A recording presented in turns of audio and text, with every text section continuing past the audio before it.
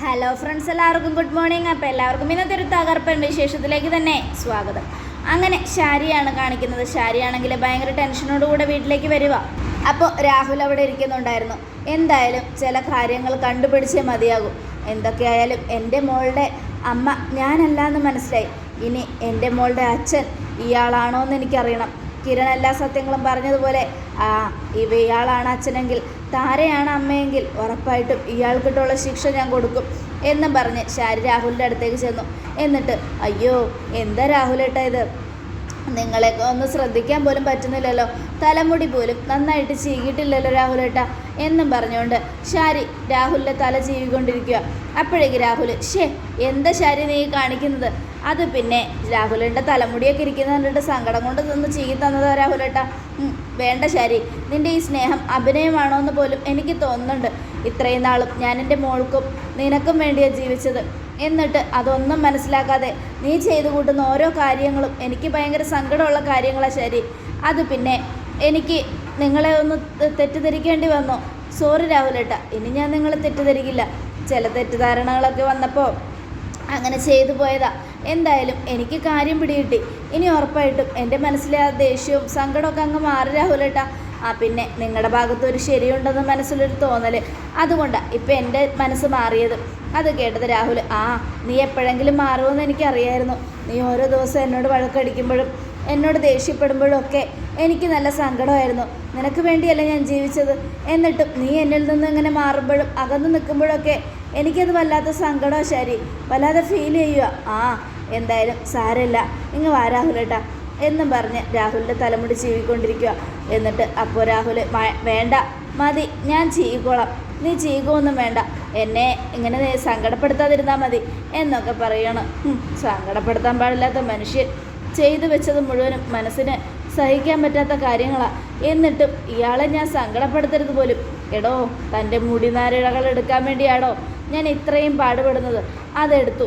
ഇനി എന്തായാലും ഞാൻ ഈ മുടി പരിശോധിക്കൂടോ എന്നൊക്കെ പറയുക. എന്തായാലും രാഹുലേട്ടാ, നമ്മുടെ മോള് ഒരുപാട് ആഗ്രഹിച്ചതാ ഒരുപാട് ഉയരങ്ങളിലെത്തണമെന്ന്, ആ കല്യാണിയെ തോൽപ്പിക്കണമെന്ന് എന്നാ എല്ലാ അവളുടെ സ്വപ്നം മാത്രമായിരുന്നല്ലോ രാഹുലേട്ടാ. എന്നാൽ അപ്പുറത്തുള്ള കല്യാണി അവൾ ഇന്ന് ലോകം അറിയുന്ന ഒരു വലിയ ആളായി മാറി. നമ്മുടെ മോളോ ഒന്നും അല്ലാതായി. ആകെ മൊത്തത്തിൽ എൻ്റെ മോള് തകർന്നു പോയല്ലോ രാഹുലേട്ടാ. ഇനി നമ്മുടെ മോളുടെ കാര്യത്തിൽ ഒരു തീരുമാനം എടുക്കണം.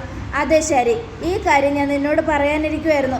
എന്ത് ചെയ്യാനാ, നമ്മൾ 3 പേരും നല്ല സ്നേഹത്തിൽ പോയിക്കൊണ്ടിരുന്നതാ. ആ സമയത്ത് അതെല്ലാം തകർത്തത് ആ കല്യാണി എന്ന് പറയുന്നവളാണ്. അന്ന് സംസാരിക്കാതിരുന്നവൾ ഇന്ന് സംസാരിക്കാൻ തുടങ്ങിയപ്പോൾ നമ്മളെ തമ്മിൽ അകറ്റാനുള്ള പല വഴികളും അവൾ ചെയ്തു തുടങ്ങി എന്നൊക്കെ പറയണം. ഇത് കേട്ടതും ഇനിയിപ്പോൾ ആരെയും കുറ്റം പറഞ്ഞിട്ട് കാര്യമില്ല. എന്തായാലും എൻ്റെ മോളുടെ ജീവിതം ഈ അവസ്ഥയിലാക്കിയവളെ ഞാൻ വെറുതെ വിടില്ല. കല്യാണിയുടെ പതനം അത് കാണേണ്ടി വരും ഉറപ്പായിട്ടും. അത് കേട്ടതും രാഹുലേട്ടാ, ഇനി പാപങ്ങളൊന്നും ചെയ്യാൻ ഞാനില്ല, എനിക്ക് കഴിയില്ല. ഇനിയുള്ള കാലമെങ്കിലും സന്തോഷത്തോടെ എൻ്റെ മോളുടെയും കൊച്ചുമോളുടെയും പിന്നെ എൻ്റെ മരുമോൻ്റെയും കൂടെ സന്തോഷമായിട്ട് ജീവിക്കണമെന്നാണ് എൻ്റെ ആഗ്രഹം. എൻ്റെ മോൾക്ക് ജനിക്കാൻ പോകുന്ന കുഞ്ഞ് ആണായാലും പെണ്ണായാലും അതിനെയും സന്തോഷത്തോടെ നോക്കി വളർത്തണമെന്നൊക്കെയാണ് എൻ്റെ ആഗ്രഹം. അത് കേട്ടതും എൻ്റെ ശാരി, നീ എന്തൊക്കെയാണ് പറയുന്നത്? അങ്ങനെ പറ്റില്ലല്ലോ. നമ്മുടെ മോളുടെ അവസ്ഥ ഇങ്ങനെ ആവാൻ കാരണക്കാരി ആ കല്യാണിയല്ലേ. അതിനുള്ള പകരം വീട്ടണ്ടേ? വേണ്ട രാഹുലേട്ടാ, അങ്ങനെ ആ കല്യാണി കിരണിൻ്റെ ജീവിതത്തിലേക്ക് വന്നതുകൊണ്ടാണ് ഇന്ന് മരുമോനെ പോലൊരു നല്ല മരുമോനെ നമുക്ക് കിട്ടിയത്. അതുകൊണ്ട് ഇനിയിപ്പോൾ കല്യാണിയുടെ പതനമൊന്നും കാണേണ്ട ആവശ്യമില്ല, അവളും ജീവിച്ചോട്ടെ. അത് കേട്ടതും രാഹുൽ, നീ മനോഹറിൻ്റെ കാര്യമൊന്നും പറയണ്ട, അവനെക്കുറിച്ച് നിനക്കറിയില്ല.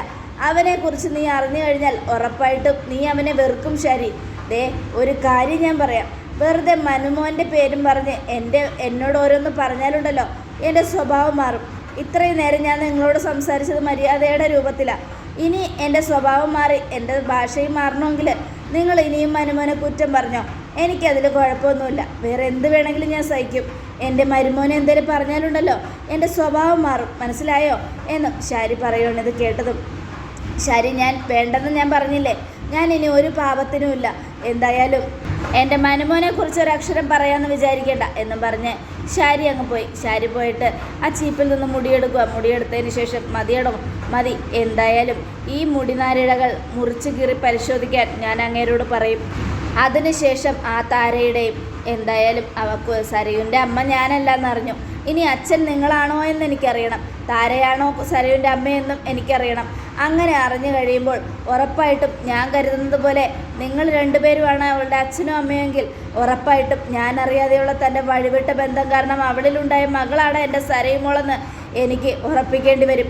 അങ്ങനെ സംഭവിച്ചാൽ ഈ മുടിയും തലയിൽ വെച്ചുകൊണ്ട് നടക്കുന്ന തൻ്റെ തല ഞാൻ വെട്ടിപ്പൊളിക്കോടോ എന്നും മനസ്സിലാലോചിച്ചുകൊണ്ട് ശാരി അങ്ങ് പോവുകയാണ്. ഈ സമയം ആ ഡോക്ടറിനെയാണ് കാണിക്കുന്നത്. അയാളുടെ അടുത്തേക്ക് ശാരി പോയത്. എന്തായി മാഡം? അതെ സാർ, എനിക്ക് ഈ 2 മുടിനാരിഴകൾ കൂടെ പരിശോധിച്ച് തരണം. ഇനി ഏതാ മാഡം? അത് പിന്നെ ഇത് എൻ്റെ ഫ്രണ്ടിൻ്റെ മകളെന്ന് പറയുന്ന കുട്ടിയുടെ അച്ഛൻ്റെ മുടിയാണ്. പിന്നെ ഇത് ആ കുട്ടിയുടെ അമ്മയുടെയും. അല്ല, ഇതൊക്കെ അറിഞ്ഞിട്ട് അവകാശികൾക്ക് കുട്ടിയെ തിരിച്ചു കൊടുക്കാനുള്ള പരിപാടി വല്ലതും ഉണ്ടോ? അങ്ങനെയൊന്നുമില്ല. അത് പിന്നെ ഞാനിതൊക്കെ ചെയ്യണമെന്ന് പറഞ്ഞത് അമ്മ എൻ്റെ കൂട്ടുകാരിയല്ലെന്ന് അറിഞ്ഞല്ലോ. അപ്പോൾ ഇതുകൂടെ അറിയാൻ ഒരാകാംക്ഷ. ഞാൻ അപ്പോഴേ പറഞ്ഞതല്ലേ മാഡം, ഇതൊക്കെ വലിയ പുലിവാലാകുമെന്ന്. അതുകൊണ്ട് വെറുതെ അതൊന്നും ചെയ്യാതിരിക്കുന്നതല്ലേ നല്ലത്. ഇല്ല സാർ, ഇത്രയും അറിഞ്ഞ സ്ഥിതിക്ക് ഇതുകൂടെ അറിയാനുള്ളൊരാകാംക്ഷ കൊണ്ട് പറയുന്നതാ. എന്തായാലും ഇനിയിപ്പോൾ അതിനെക്കുറിച്ചൊന്നും പറഞ്ഞിട്ട് കാര്യമില്ലല്ലോ സാർ. എന്തൊക്കെയായാലും എൻ്റെ കൂട്ടുകാരിയുടെ മകളല്ലാതെന്ന് അവൾ അറിഞ്ഞതുകൊണ്ട് അവൾക്ക് നല്ല സങ്കടമുണ്ട്. പക്ഷെ എന്നാലും ഇത്രയും വർഷമായ സ്ഥിതിക്ക് ഇനി അത് ആ മോളെ അറിയിക്കാതെ ജീവിക്കണമെന്നാണ് അവളുടെ ആഗ്രഹം.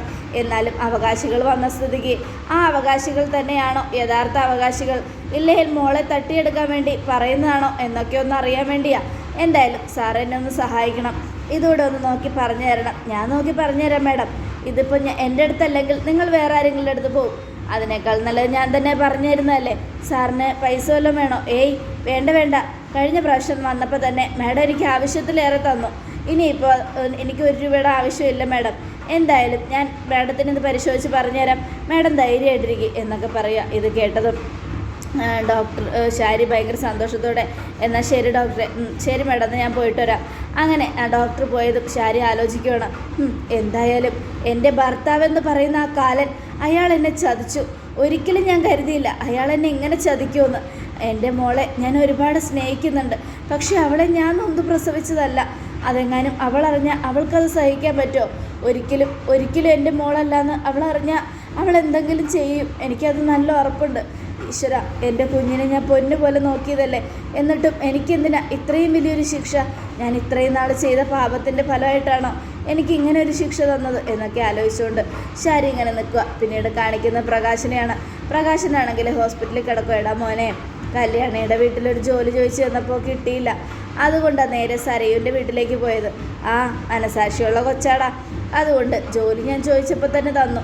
പിന്നെ എന്ത് ചെയ്യാനാ? 10,000 രൂപ തരാമെന്ന് പറഞ്ഞിട്ടുണ്ട്. അങ്ങനെ കിട്ടിയാൽ നല്ല ആശ്വാസമാവും. പിന്നെ ഒരു 3,000 രൂപയ്ക്ക് വാടക വീട് എടുക്കണം. അത് കഴിഞ്ഞ് കഴിഞ്ഞാൽ പിന്നെ ബാക്കിയുള്ള ചിലവ് നമ്മുടെ മരുന്നിനും മറ്റൊക്കെ ആകുള്ളൂ. ഭക്ഷണമാണെങ്കിലും ഞാൻ ഡെയിലി അവിടെ നിന്ന് കൊണ്ടുവരാം. അല്ലാതെ വേറെ വഴിയില്ലല്ലോടാ. എന്തൊരു ഗതികെട്ട ജീവിതം അമ്മേ നമ്മുടേത്.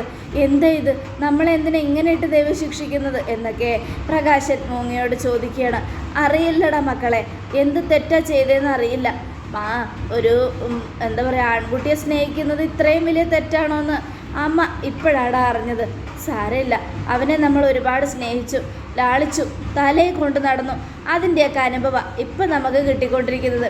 എന്തായാലും ഇനി അതിനെക്കുറിച്ച് പറഞ്ഞിട്ട് കാര്യമൊന്നുമില്ലല്ലോ. വിധി, അല്ലാതെ ഇപ്പം ഞാനെന്ത് പറയാനാടാ എന്നൊക്കെ ഇങ്ങനെ സംസാരിച്ചുകൊണ്ടിരിക്കുക.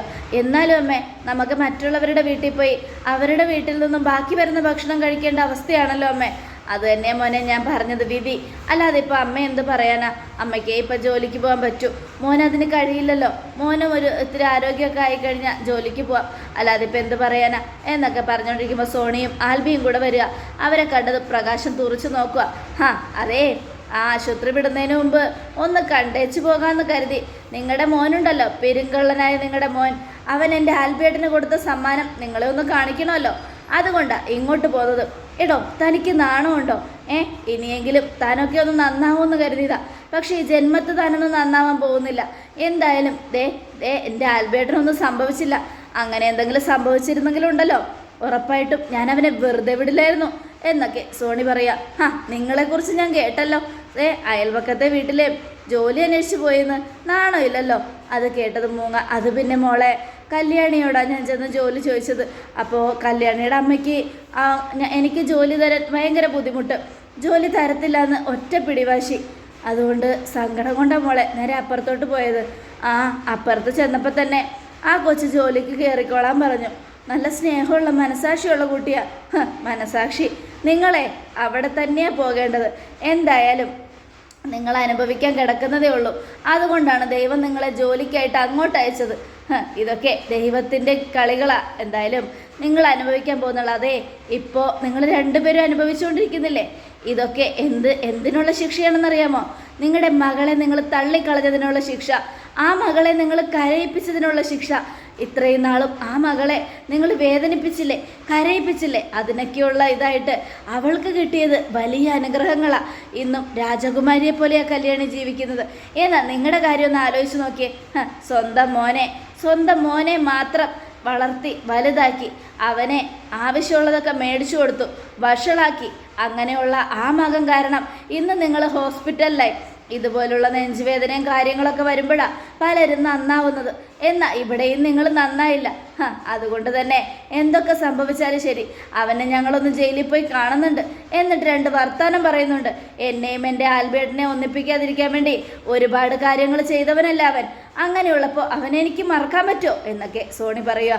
ഇത് കേട്ടതും അവൻ ചെയ്ത തെറ്റുകൾക്കൊക്കെ ഞാൻ മാപ്പ് ചോദിക്കുക മോനെ എന്നും നമ്മുടെ മൂങ്ങ.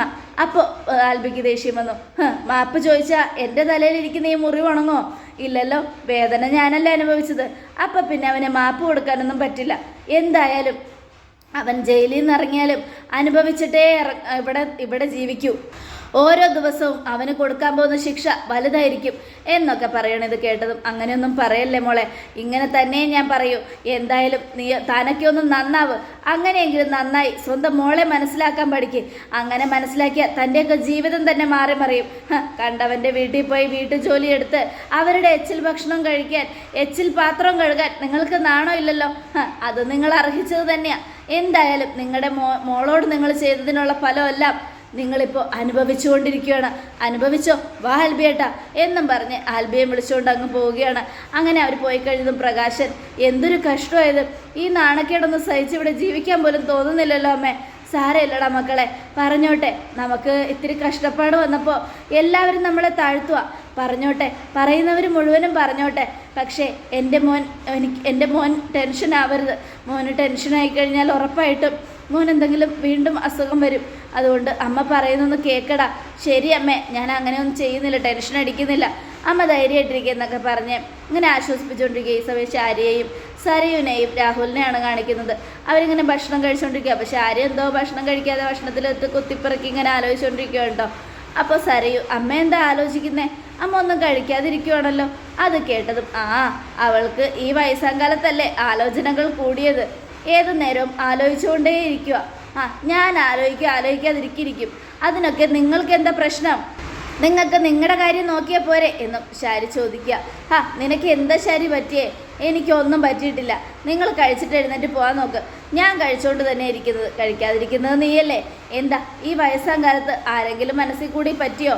അത് കേട്ടതും സരയു, അച്ഛാ ഒന്നും മിണ്ടാതിരിക്കേ. അച്ഛൻ എന്തൊക്കെയാ അമ്മയോട് പറയുന്നത്? പിന്നെ ഇവളുടെ ഇരിപ്പ് കാണുമ്പോൾ സങ്കടം വരില്ലേ മോളെ? എന്തൊക്കെയാ ഈ പറഞ്ഞു കൂട്ടുന്നതെന്ന് പോലും അവൾക്ക് തന്നെ അറിയില്ല. അതേടോ, എനിക്ക് തന്നെ അറിയില്ല. ഒരു കാര്യം ഞാൻ പറഞ്ഞേക്കാം. എന്തായാലും എന്നോട് ഓർഡർ ഇടുന്നതൊക്കെ ഇന്നത്തോടെ അവസാനിപ്പിച്ചോണം. നാളെ ഞാൻ പറയും എന്താ ചെയ്യേണ്ടതെന്ന്. നാളെ ഞാൻ തീരുമാനിക്കും നിങ്ങൾ എവിടെ ഇരുന്ന് ഭക്ഷണം കഴിക്കണമെന്ന്. മനസ്സിലായല്ലോ? എന്താ ശരി, എന്താ നിനക്ക് പറ്റിയത്? എനിക്ക് എന്താ പറ്റിയെന്നൊന്നും നിങ്ങൾ അന്വേഷിക്കേണ്ട. എന്തായാലും ഒരു കാര്യം ഞാൻ പറഞ്ഞേക്കാം. എന്തെങ്കിലുമൊക്കെ സംഭവിച്ചാൽ നാളത്തെ ദിവസം ഞാൻ ആഗ്രഹിക്കുന്നത് പോലെ ഒന്നും കാര്യങ്ങൾ നടന്നില്ലെങ്കിൽ ഉറപ്പായിട്ടും നിങ്ങൾ പിന്നെ ജീവിച്ചിരിക്കില്ല. സത്യം പറഞ്ഞാൽ ഇവളുടെ സമനില തെറ്റിയെന്നാ തോന്നുന്നേ എന്നും രാഹുൽ. അത് കേട്ടതും, അതേടോ എൻ്റെ സമനില തെറ്റിക്കൊണ്ടിരിക്കുക. അത് നിങ്ങളെ കൊല്ലുന്നതിലേക്ക് എത്താതിരിക്കണമെങ്കിൽ എത്രയും പെട്ടെന്ന് ഇവിടെ നിന്ന് പോകാൻ നോക്ക് എന്നും പറയണം. അത് കേട്ടത് രാഹുൽ പതുക്കെ അവിടെ നിന്ന് മുങ്ങാനായിട്ട് നിൽക്കുമല്ലോ. ദൈവമേ, ഇവളെങ്ങാനും തലക്കിട്ടടിക്കുമെന്നും പറഞ്ഞിട്ട് ഇതേസമയം കല്യാണിയും കിരണിയാണ് കാണിക്കുന്നതല്ല. ഇത്രയൊക്കെ ആയിട്ട് റിസൾട്ട് അറിയാനുള്ള സമയമായിട്ടും ആൻറ്റി ഒന്നും പറഞ്ഞില്ലല്ലോ കിരണേട്ടാ. അതെ, അത് ശരിയാ കല്യാണി. 2 ദിവസമാണ് നമ്മൾ പറഞ്ഞിട്ട്, 3-4-5 ദിവസമായി. ഇത്രയും ദിവസമായിട്ടും ആൻറ്റി നമ്മുടെ മുൻപിൽ പ്രതികരണമായിട്ട് വന്നിട്ടില്ല. അതിനർത്ഥം ആൻറ്റി താര ആൻറ്റിയുടെ മകളാണ് സരയു എന്നുള്ള സത്യം അറിഞ്ഞു എന്നല്ലേ? അതെ, അത് ശരിയാ. പക്ഷെ അത്രയൊക്കെ അറിഞ്ഞിട്ടും അവരെന്താ കിരണേട്ട നമ്മുടെ അടുത്തേക്ക് വരാതിരിക്കുന്നത്?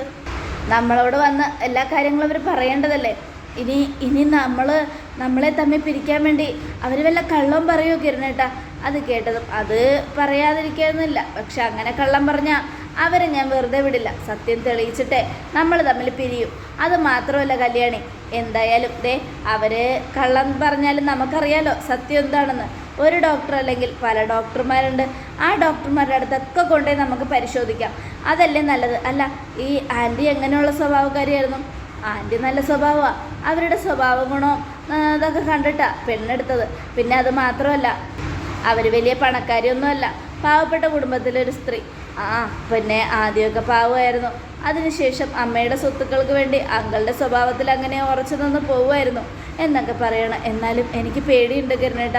നമ്മളെ തമ്മിൽ പിരിക്കാൻ വേണ്ടി പല കാര്യങ്ങളും നടക്കും എന്നുള്ള പേടി. ഒന്നും സംഭവിക്കില്ല കല്യാണി, നീ ധൈര്യമായിട്ടിരിക്കുക. എന്ത് സംഭവിച്ചാലും ഇനി എൻ്റെ കല്യാണിയെ ഞാൻ പിരിയില്ല. കാരണം സരിയു താരയാൻറ്റിയുടെ മകളാണ്, അതിന് ഒരു മാറ്റവും ഇല്ല എന്നും പറഞ്ഞുകൊണ്ട് അവരിങ്ങനെ ഇരിക്കുകയാണ്. അതോടുകൂടെ എപ്പിസോഡ് അവസാനിക്കണം. നാളത്തെ ഒരു തകർപ്പൻ വിശേഷത്തിനായിട്ട് കാത്തിരിക്കുക. എല്ലാവർക്കും ഒരിക്കൽ കൂടെ നല്ലൊരു ശുഭദിനം തന്നെ ആയിക്കോട്ടെ. Thank you friends.